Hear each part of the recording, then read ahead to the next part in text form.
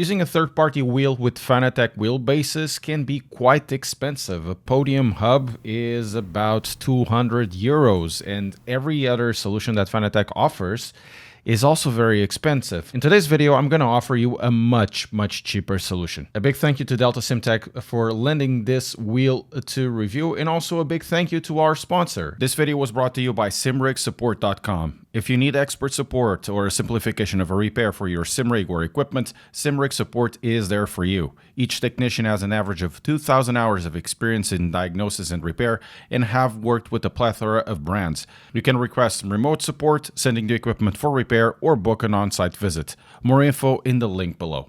In order to use a third-party wheelbase, we need a few things. The first one is a QR2, and this is the Tenlenki AliExpress QR2. I've done a video on it. It's the only way I would recommend using a QR2 from AliExpress on your Fanatec wheelbase, because these wheelbases or these wheels will not be using pinouts connecting to the wheelbase. We're going to use something else entirely. Secondly, we're going to need some sort of adapter plates to convert the QR2 into some sort of drill holes that will be on the back plate of the wheel. And thirdly, but most importantly, we're going to need some sort of emulator. And then we have here the Sim Racing Machines emulator for the QR1 or QR2 for Fanatec wheelbases. And as you can see, it will have the pins on the back in order to do the emulation of the wheel. But now we need to assemble all of this construction in order to make everything compatible. With all said and done, it should look something like this. This isn't really the correct way to go about with this adapter plate, because this adapter plate is made for another use. However, if you are a bit on the creative side and you do have very thin Allen keys, you're going to need M5 Allen keys. This will be totally easy and simple to do. Just need to be a little bit creative and use some of the holes to bolt the back plate into the adapter plate and then the QR2 into the adapter plate as well. The next step is, of course, connecting the emulator to the steering wheel with the correct alignment. And once it is inside, the software will identify a steering wheel. So in this case, you can see over here, it has just a regular steering wheel, a Club Sport formula that has been discontinued. I think it's been discontinued for a while. Even though it says a Club Sport formula, the emulation won't have any buttons at all. So what it is essentially needed to be done now is connect the steering wheel and then connect it to the USB if you have to. So the last part of this, besides hitting the subscribe button, which you should, I'm trying to get 100,000 subs, is to test to see if we have any force feedback and if there's any cuts on the force feedback or something like that. I suppose not.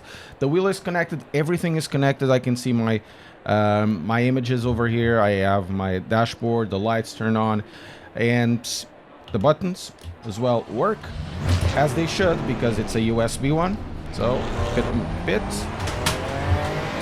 And yeah, we have force feedback. But something to be noticeable is that because we're using a heavier wheel, you might need to increase the force feedback just a little bit. Just physics, happens with every single steering wheel. In my case, I'll probably need to crank this up 5 millimeters more, because this wheel is about, I would say, around 400 grams heavier, which does make an impact, just a little bit of an impact overall. So that means if you have a lighter wheel like R5 or CSLDD, even though this may be an option for you, especially because we're doing it just for Fanatec, for the CSLDD, it would be, in my opinion, it would be the very minimum, is that for these types of wheels that are heavier, depending of course on what you choose, I would say that you at least need the boost pack. This is true for every other wheel as well. If you're using like a 5 Nm or something like that, you will require a little more torque, just the nature of physics. As for the force feedback, I don't see any cuts. The force feedbacks, besides being a little bit more muted for the power that I'm producing at the moment, 75% on the wheel, but the gain is about 35%. I will need to raise it for 40 for this wheel.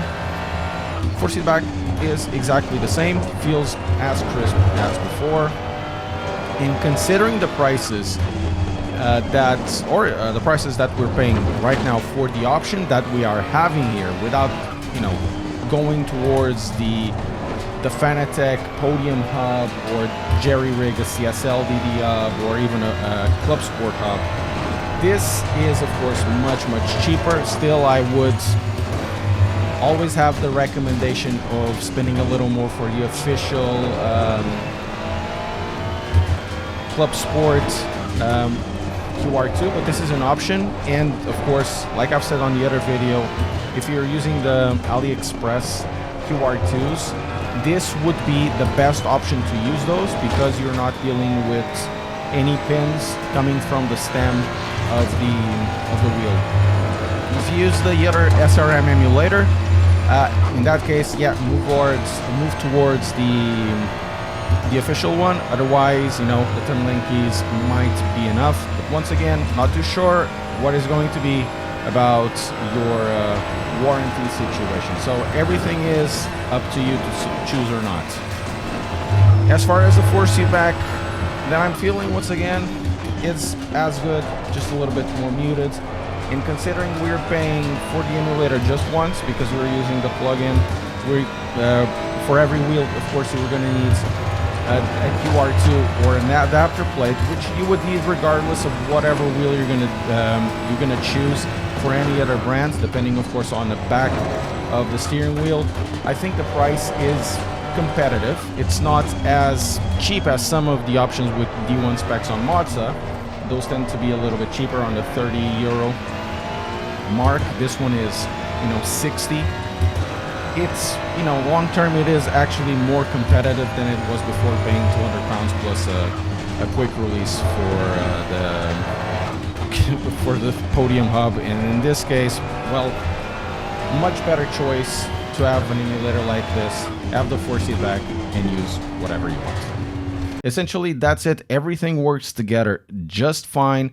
Everything works correctly. Force feedback, it's fine. And the prices, like I said, they are competitive to whatever else. You just need to buy the emulator once, at least on this option. And that's basically it. The plate, you would need to buy it regardless, depending on the steering wheel you have. So for getting a Fanatec wheelbase using a third-party wheel, this is a solution that is, for me, recommended. But once again, make sure that you understand the warranty on your steering wheel that might be void with something like this. If you have found this video useful, press like and subscribe. Thank you so much to Delta SimTech for providing the steering wheel, and I'll be having a review of this soon.